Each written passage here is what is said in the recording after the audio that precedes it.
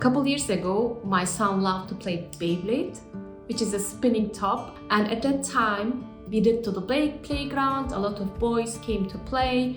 And when I looked around, I saw an 8-year-old girl and she was trying to do it. And she said, I cannot do it. And that really was a trigger point for me. And said to her, do you really want to do it?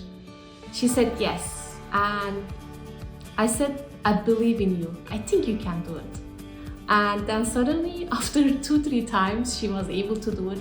And there was like this shining stars in her eyes. Seeing how she reacted to my words and just several tries was able to spin it finally, it gave me a new energy to start activities for volunteering. And one of the opportunities I got was the Girls' Day, in which in Germany there is a specific day where girls can go to several companies and focus on jobs, and that's really so much fun. I am aiming to provide this generation and the next ones more encouragement and guidance what they can be. I am trying to give my son to his life journey, teaching him that he needs to be also an ally. And I want him to understand and learn and foster it.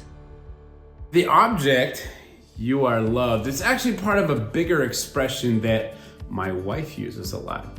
She just retired as a 23-year public school teacher. When her kids would walk in, she'd look them in the eyes and she'd say, you are special and you are loved. So she had this sign made up.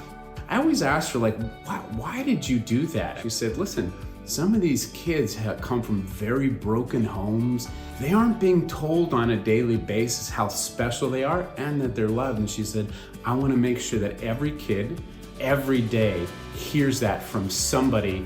I just love that you can take it and say, you know what?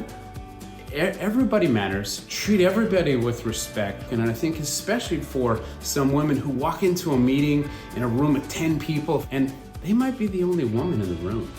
And that's tough. And so I know for me, it's always making sure everybody feels welcome, everybody's heard, and it's important that they get that in every interaction that occurs to me. Don't be afraid to reach out, ask the tough questions, and really, challenge things all at the same time too. I think the culture that we have here at ServiceNow really lends itself well to doing something like that.